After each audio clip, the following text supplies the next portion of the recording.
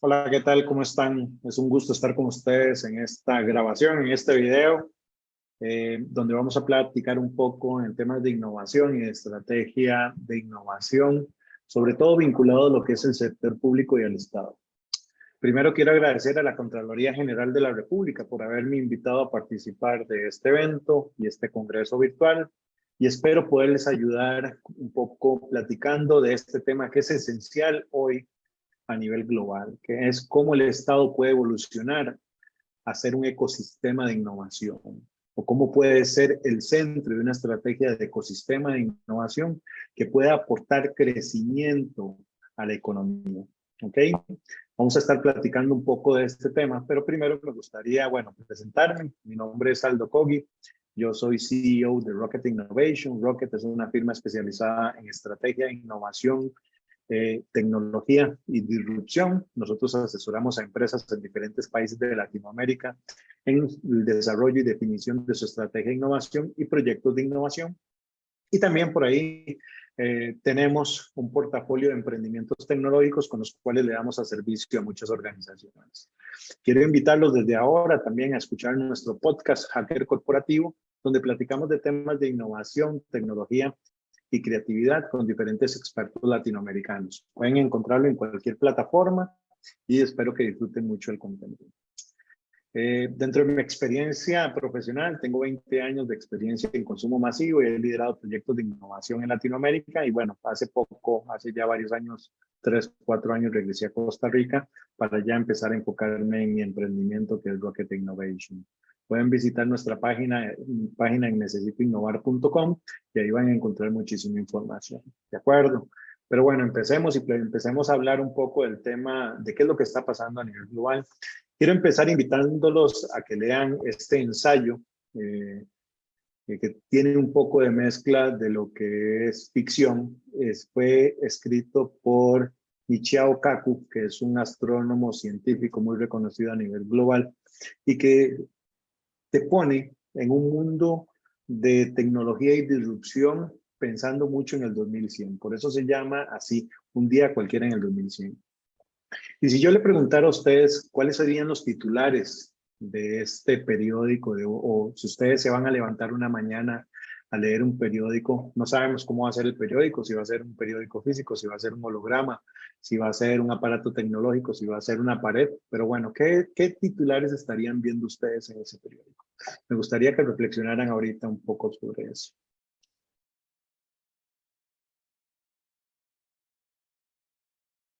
Bueno, imagínense que están en el 2010. Este ejercicio siempre lo hago cuando me invitan a hablar en escuelas y colegios y universidades sobre innovación, emprendimiento y pensamiento futuro. E imaginen que ustedes están en el 2100 y empiezan a ver titulares como los siguientes. Importación de agua de la Luna sufrirá incremento de precio. Descubren nuevas fuentes de energía en Saturno. Incrementa la solicitud de visas a Marte. Hago este ejercicio porque es muy importante poner en perspectiva qué es lo que está pasando hoy día a nivel global y sobre todo cuál es el contexto en el cual estamos viviendo los seres humanos o esta generación de seres humanos en esta década del 2020. Estamos viviendo tiempos exponenciales donde la tecnología está desarrollando cambios o está generando cambios en nuestro contexto que son inclusive difíciles de asimilar para el ser humano, ¿verdad?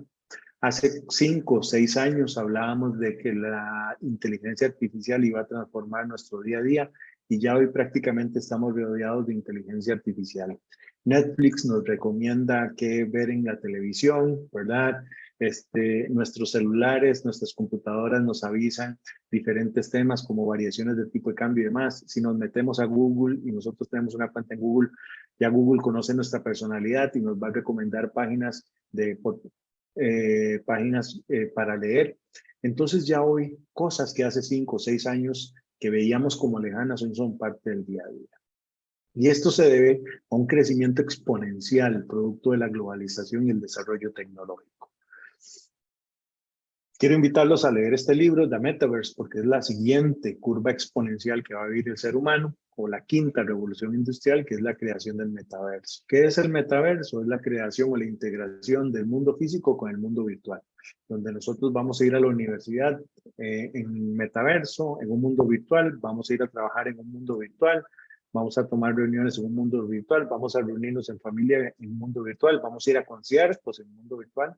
Entonces, la siguiente revolución virtual, revolución industrial, perdón, va a ser la integración del mundo físico con el mundo virtual. Y por otro lado, para aquellos que les gustan las películas, les recomiendo Ready Player One, que es una película, obviamente, de Steven Spielberg, el mayor futurista del cine, donde nos ponen un escenario de mundos virtuales, ¿ok? ¿Por qué es importante? Porque nosotros hoy día, independientemente que seamos trabajadores del sector público o sector privado, nosotros debemos, como profesionales, debemos desarrollar el pensamiento futuro. ¿Qué es el pensamiento futuro? Es la capacidad de entender los cambios y leer el nuevo contexto en el cual nos estamos desarrollando. ¿Cuál va a ser nuestro mercado? ¿Cuál va a ser nuestra institucionalidad? Hablando del sector público, ¿cuál va a ser el modelo futuro de Estado? Ya no estamos hablando de un Estado, por ejemplo, hoy se discute mucho en Costa Rica el tema del Estado empresario y demás, pero bueno, ¿cuál es el Estado futuro? En un mundo, imagínense, en un mundo virtual, ¿cómo va a ser el Estado? ¿Verdad? Vamos a tener instituciones físicas, vamos a tener instituciones virtuales. ¿Cómo va a ser una licitación en el metaverso? Entonces, parte de lo que quería platicar con ustedes es desarrollo del pensamiento futuro. ¿Cuál es el modelo de Estado que necesitamos nosotros para esta quinta revolución industrial que va a pasar en los próximos años? Imagínense, y siempre bromeo mucho con algunos de nuestros clientes, hay mucha gente, muchas empresas que ni siquiera se han podido adaptar a la cuarta revolución industrial y ya estamos hablando de la quinta revolución industrial. Entonces, parte del pensamiento futuro en el sector público es cuál va a ser ese modelo de Estado futuro y cómo puede desempeñarse como un actor fundamental de la economía y que aporte valor a la sociedad. ¿Okay? Salim Ismail, que es uno de mis escritores favoritos, que él de hecho escribió un libro que se llama Organizaciones Exponenciales, del cual nosotros en Rocket Innovation, somos embajadores de organizaciones exponenciales en Centroamérica. Tiene una frase que a mí me gusta mucho que dice, en un mundo exponencial, toda empresa creada para sobrevivir en el siglo XX está diseñada para desaparecer en el siglo XXI. Y él habla del sector privado de las empresas, pero ¿qué pasa con los estados? ¿Verdad? ¿Cómo nosotros podemos entender que hoy tenemos un estado que vive en el siglo XXI, pero que fue diseñado en el siglo XX? Y en esto quiero ser muy transparente. ¿Por qué? Porque así como los estados están sufriendo esta presión, también el sector privado la está viviendo. Muchas empresas que tienen 60, 50 años de vivir, ¿verdad? Que fueron empresas que creadas en los 70, 50 inclusive, hoy son empresas que están sufriendo mucho, que están luchando constantemente por sobrevivir. ¿Por qué? Porque no han tenido la capacidad de actualizarse y de evolucionar con base en ese contexto y en esa disrupción tecnológica que estamos viviendo. Entonces me gustaría que esta frase la bajáramos a los modelos de Estado, ¿verdad? Si pusiéramos en un mundo exponencial, todo Estado creado para sobrevivir en el siglo XXI está diseñado para sobrevivir, desaparecer en el siglo XXI. El siglo XX, perdón, está destinado a desaparecer en el siglo XXI. Y es algo que quiero que se lleven ustedes. Recuerden, yo soy un innovador y trato mucho de poner en perspectiva qué es lo que tenemos que hacer para poder cambiar. Si yo no les dijera que el cambio es necesario, no podría decir que estamos haciendo innovación. Entonces nosotros como empresas públicas, ¿verdad? Instituciones públicas o organizaciones públicas, tenemos que trabajar en función de cuál debe ser el nuevo modelo de Estado que se pueda adaptar a los tiempos modernos. Tiempos de exceso de tecnología, tiempos de exceso de información, tiempos de un consumidor o un usuario hiperinformado, donde todos nosotros que estamos viendo este video consumimos información de diferentes medios, ya sea desde nuestro trabajo, nuestras redes sociales, nuestro mail, ¿verdad? Promociones, demás. Hoy somos seres humanos hiperinformados. Entonces, la gran cuestión y la gran pregunta es, bueno, yo como Estado, como aparato estatal, ¿cómo tengo que evolucionar para poder generar valor a la sociedad? Otro tema importante y parte de lo que esto que les estoy comentando tiene que ver con la evolución que están teniendo las organizaciones. Esta gráfica que ustedes ven aquí es una gráfica del índice de Standard & Poor's. El índice de Standard & Poor's es el índice de las 500 organizaciones o empresas más importantes de Occidente. Y lo que nos dice es cómo ha ido evolucionando la esperanza de vida de las empresas. ¿Ok? Y como podemos observar, por ejemplo, en 1980, la esperanza de vida de las empresas andaba por alrededor de los 35 años. Hoy, la esperanza de vida de las organizaciones anda por debajo de los 20 años. Esto quiere decir que las empresas están constantemente pensando cómo redefinir su modelo de negocio, cómo redefinir su modelo de portafolio. ¿Para qué? Para poder sobrevivir en los tiempos. Y de nuevo, haciendo un paralelismo, si esto está ocurriendo con las empresas, el mismo contexto está para el Estado. ¿Cómo nosotros podemos diseñar un modelo de Estado que pueda adaptarse a los tiempos actuales? Y consumidores hiperinformados, acceso a tecnología, acceso a tecnología, globalización, hiperconexión entre mercados, ¿verdad? Costa Rica hoy, por ejemplo, con las zonas francas está conectada a los mercados más importantes de consumo masivo. Entonces tenemos que redefinir nosotros nuestro aparato estático. Si no estás transformando tu industria, alguien más lo hará. Tu destino es ser el transformador o ser la víctima de un transformador. No hay término medio, ¿verdad? Y esto es un concepto, otra frase de Salim que a mí me gusta mucho y que siempre la utilizo para que en las organizaciones, los equipos de liderazgo, reflexionen. Quiero ser un transformador, quiero empoderarme, quiero liderar el cambio, o voy a ser víctima del cambio, ¿verdad?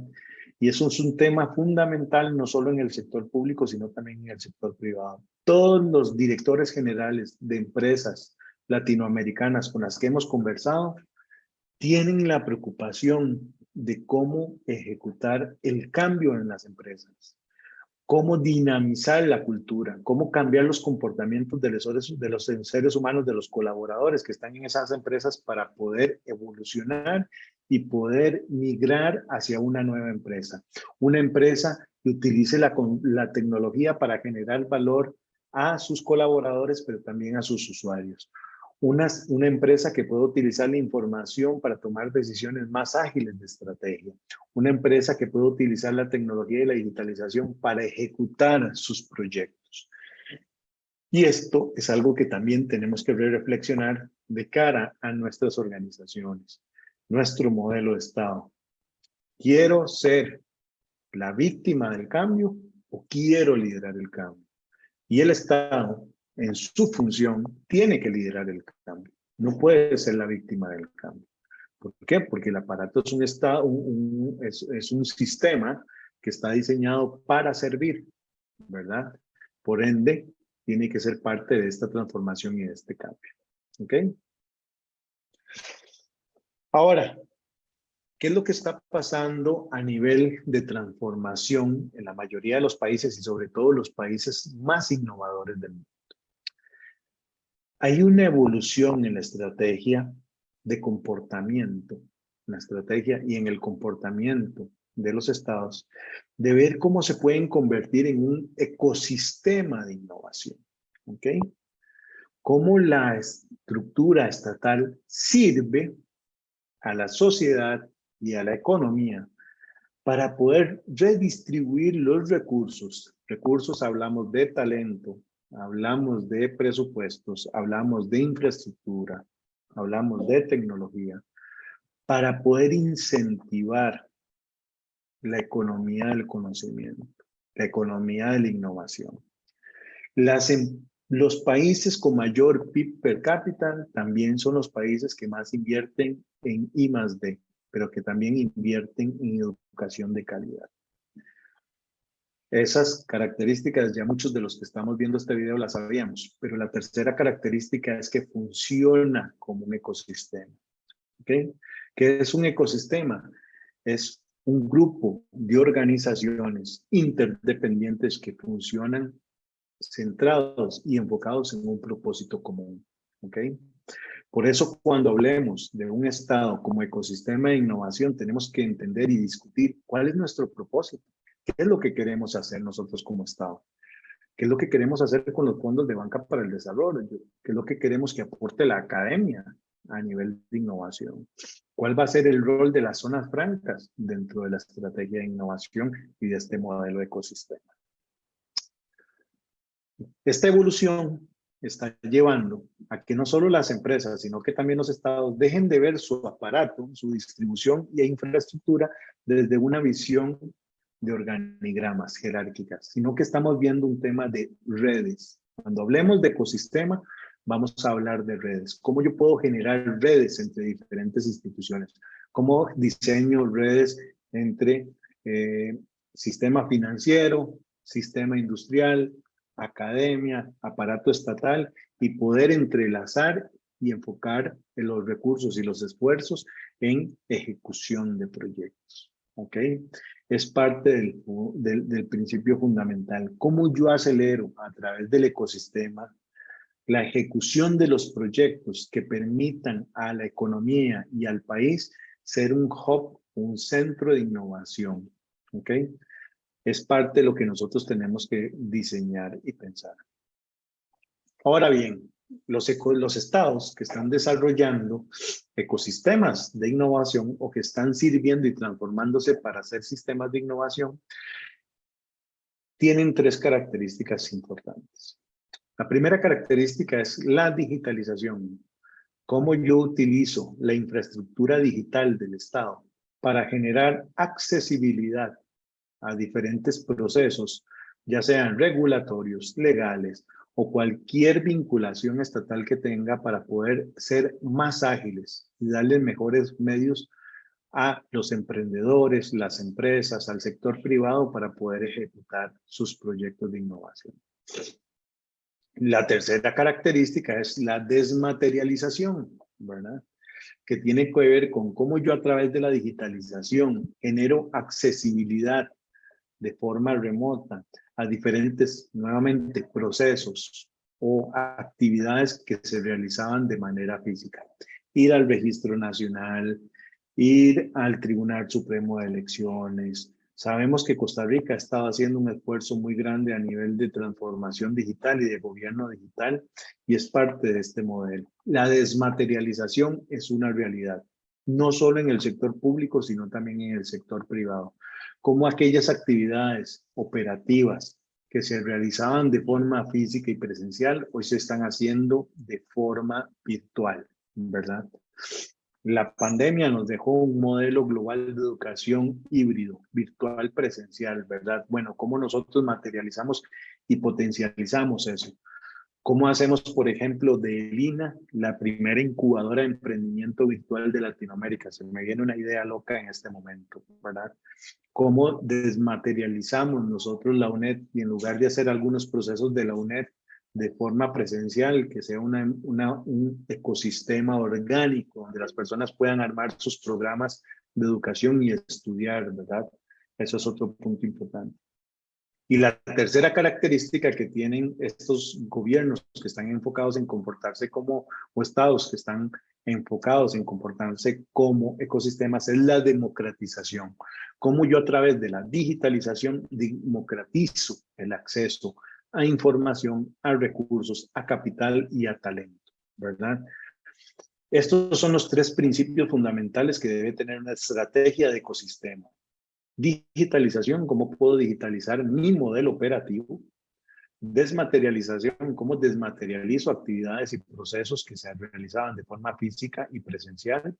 Y democratización, cómo genero accesibilidad a recursos, talento y capital para que el ecosistema, academia, sector privado, sector público y emprendedores puedan tener acceso, por ejemplo, en diferentes partes del país. Entonces, es un criterio muy importante que nosotros tenemos que considerar. Son tres criterios fundamentales que tenemos que considerar.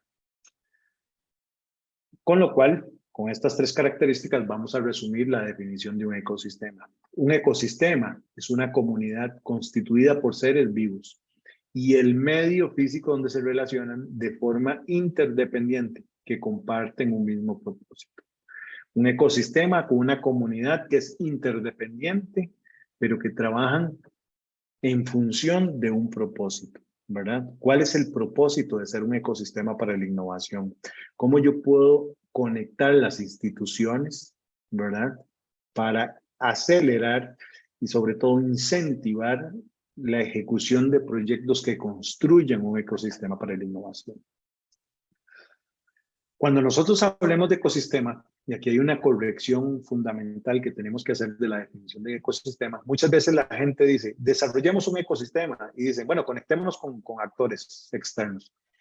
Antes de diseñar una conexión de redes con actores externos, yo tengo que identificar mi capacidad de ejecución interna. ¿Quiénes son las áreas y el talento de la organización que se va a conectar con esos actores externos? ¿Ok? A eso le vamos a llamar equipos nucleares. Esos equipos son estas personas, grupos de personas que tienen la capacidad de comunicarse con actores externos. ¿Quién dentro de Procomer puede conectarse con las universidades? ¿Quién de CINDE puede conectarse con las cámaras? Y esto, que estas personas o estos equipos nucleares tengan capacidad de ejecución. ¿Ok? El segundo nivel de un ecosistema van a ser los clientes, usuarios o vendedores, en el caso del sector privado, pero aquí vamos a hablar de todos los costarricenses y también de actores externos como organizaciones no gubernamentales, aparatos, empresas públicas y privadas y demás. Y el tercer nivel de un ecosistema es el emprendimiento y el talento por demanda. Y estos son dos principios fundamentales de la economía digital. Emprendimientos de base tecnológica, ¿verdad? De emprendimientos digitales que tenemos que buscar acelerar y talento por demanda, que es todas estas personas, esta economía que dejó la pandemia y el teletrabajo, ¿verdad? Que son nómadas digitales, profesionales independientes, que son talentos que podemos incorporar dentro del ecosistema, ¿ok? Entonces, vamos a estar hablando de un ecosistema en 3 niveles. Equipos nucleares, que son esos equipos internos que pueden liderar el ecosistema desde dentro de la institución hacia afuera. Luego, actores en segundo nivel, ¿verdad? Como los clientes, los usuarios, los proveedores, ¿ok? Que en el caso del sector privado se les llama vendedores, pero también proveedores. Y el tercer nivel que es, ok, otros actores fundamentales como emprendimientos, en mi caso, que yo me gusta mucho enfocarme en emprendimientos de base tecnológica porque ellos pueden generar mucha escala y obviamente el talento por demanda o lo que es profesionales independientes o emprendedores independientes que estén en el país. ¿Ok? Eso es un principio fundamental. Pero lo que quiero que se lleven ustedes de esta gráfica es que el emprendimiento se construye desde adentro hacia afuera. Nunca salgamos primero a buscar con quién nos conectamos. Primero definamos si tenemos los recursos necesarios para poder ejecutar el ecosistema. ¿Ok? Definir las interfaces del ecosistema de innovación abierta o del ecosistema como tal, ¿verdad? Cuando hablemos de un ecosistema, vamos a estar hablando de innovación abierta. Y tenemos que contestar 3 preguntas fundamentales. Primero, ¿cuáles son los procesos en los cuales se va a ejecutar el ecosistema? ¿Cuál va a ser el nivel de autonomía con el que se va a ejecutar la creatividad? ¿Y el ecosistema administra y desarrolla o solo desarrolla? ¿Ok? Son parte de las preguntas que nosotros nos tenemos que hacer como ente público. ¿De acuerdo? ¿Cuáles son los procesos en los cuales se va a ejecutar el ecosistema? ¿Cuál va a ser el nivel de autonomía con el que se va a ejecutar la creatividad? ¿Y el ecosistema administra y desarrolla o solo desarrolla? ¿Verdad? Es parte de lo que tenemos que definir nosotros. ¿Los estados pueden hacer innovación abierta? Pueden hacer innovación abierta, pero necesitan estructurar el ecosistema para ver cómo lo podemos integrar. Y aquí les traje 3 ejercicios, 3 ejemplos muy básicos. Por ejemplo, que yo en varios artículos he expuesto. Por ejemplo, nosotros tenemos 3 actores: Sistema de Banca para el Desarrollo, Zonas Francas y la investigación científica que se hace en las universidades, ¿verdad? Entonces, este podría ser una pequeña red dentro del ecosistema estatal de Costa Rica. ¿Cómo yo conecto la investigación científica con potencial de propiedad intelectual con el sistema de banca para desarrollo y lo conecto con zona franca? Y esa riqueza se devuelve a las universidades. Entonces, por ejemplo, se me viene a la mente Todo proyecto de graduación o investigación científica de la universidad que tenga potencial para convertirse en patente o en IP, en propiedad intelectual, perdón, lo vamos a financiar con recursos de banca para el desarrollo. ¿Ok? Y esos proyectos se van a poner a disposición de las empresas que están en las zonas francas. Las empresas que adopten esos proyectos y que inviertan en esos proyectos deben reinvertir eso en las universidades o un porcentaje de las ganancias que genere esa propiedad intelectual en las universidades. Entonces vean cómo generamos un ciclo de reinversión a través de innovación y investigación y desarrollo de las universidades públicas se alimenta y se financia del sistema de banca para el desarrollo. Lo integramos o lo ponemos ese conocimiento a disposición de las zonas francas. Las zonas francas lo monetizan y le regresan a las universidades un porcentaje de esa ganancia. Entonces estamos generando un ciclo virtuoso de riqueza para las tres entidades: universidades, sistema de banca para el desarrollo y el sector privado a través de las zonas francas. Un ejemplo muy claro de esto fue la participación de Stanford, de la Universidad de Stanford, en el nacimiento de Silicon Valley, ¿verdad?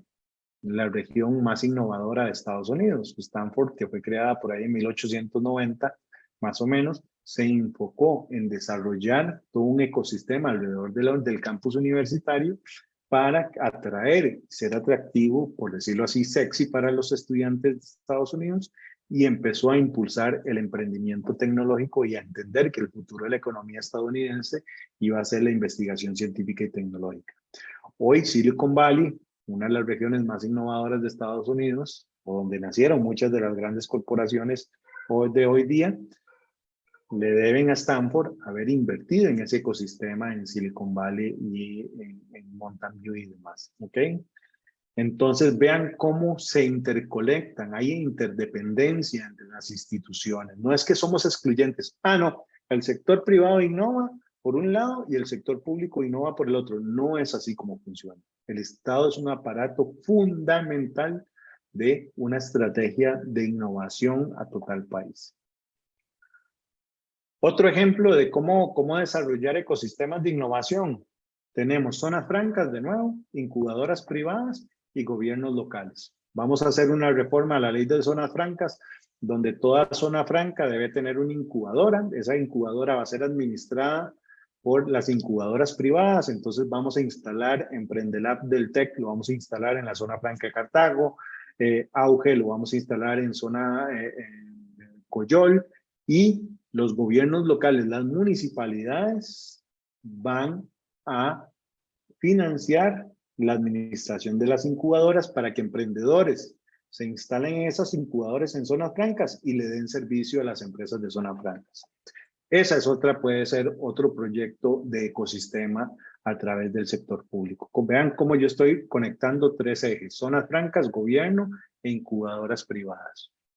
Se hace una modificación a la ley de zonas francas, se crean incubadoras dentro de las zonas francas. Esas incubadoras van a ser administradas, puede ser inclusive hasta por licitación, si quieren, por SICOP, por incubadoras privadas, y los gobiernos municipales o locales le ayudan o le dan mantenimiento a las incubadoras a través de fondos y demás cosas que, bueno, ya luego es discutible. ¿Ok? Un ejemplo de ello es Panjiao, que es el Silicon Valley de Corea del Sur. Corea del Sur tomó una ciudad, por decirlo así, como tomar Cartago, y la está convirtiendo en el Techno Valley o la ciudad tecnológica, donde hay diferentes incentivos para los emprendedores o empresas tecnológicas que se instalen en esa región. Entonces, hay una tendencia muy fuerte a través del Estado de convertir ciudades en ciudades tecnológicas, ya no solo únicamente zona franca, sino que se deja de lado el tema de zona franca, sino que se crean ciudades tecnológicas, ¿ok? Ya no es una zona franca, sino son ciudades tecnológicas, ¿ok? Silicon Valley de Corea es uno de los ejemplos más claros de esto y de cómo el actor fundamental o el centro de esta estrategia es el Estado. El Estado es el que dispone o ejecuta esta estrategia de desarrollo tecnológico y de innovación. ¿Ok? Otro ejemplo que se me viene a la mente, ya por último, las cámaras empresariales, ¿verdad? ¿Cómo conectar las cámaras empresariales con fondos de inversión, ¿verdad? BN Vital, Carao Ventures, que es privado, o otros fondos de inversión, y que las cámaras empresariales inviertan, o las empresas que son parte de esas cámaras inviertan en estos fondos de inversión, que esos fondos de inversión destinen recursos a las startups o a los emprendimientos tecnológicos, y que esos emprendimientos tecnológicos le den servicio a las empresas de las cámaras empresariales. Entonces vean cómo también puede ser otra actividad muy clara y muy bien definida de cómo diseñar una estrategia de ecosistema a través del gobierno, donde vamos a tener una cámara. Las cámaras van a alimentar, las empresas de las cámaras van a alimentar los fondos de inversión. Esos fondos de inversión van a invertir en los emprendimientos tecnológicos, y los emprendimientos tecnológicos le pueden dar servicio a las cámaras empresariales o a las empresas que están dentro de las cámaras empresariales. ¿Ok?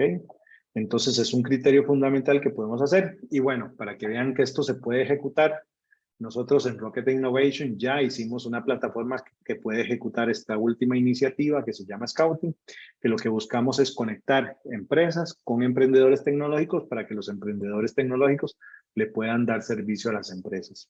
Entonces, una empresa tiene un proyecto X, ¿verdad? La empresa quiere diseñar una estrategia de utilizar inteligencia artificial para mejorar la logística de distribución.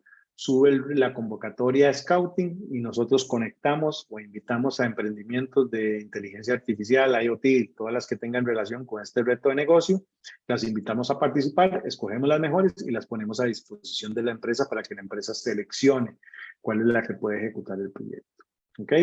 Entonces vean cómo sí es realizable, sí podemos hacer del Estado un ecosistema de innovación. No, la innovación no es lejana a la capacidad de ejecución del Estado. Eso es un mito de que solo el sector privado innova.